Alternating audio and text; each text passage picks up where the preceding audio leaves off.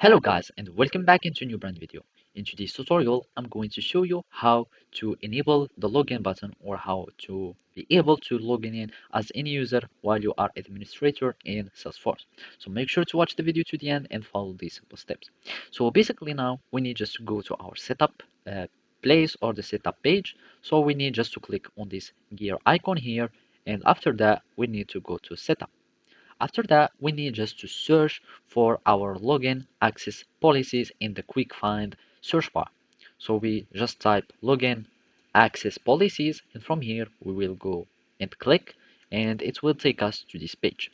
So simply, if you have some premium plan for your Salesforce organization, you will find here uh, an additional settings from here, and it will says setting.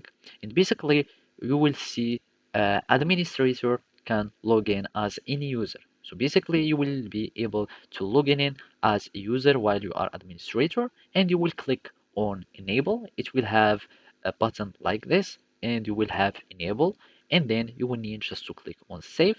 And basically by clicking on save you will be able to have the login button, and you will be able to login in to your Salesforce uh, organization as a user, and that's it.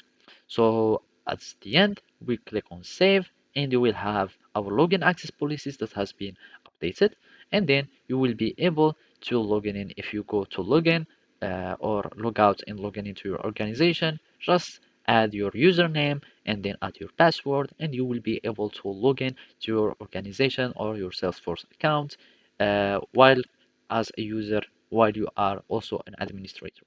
So basically, this is how you can do it. Thank you for watching and see you next time.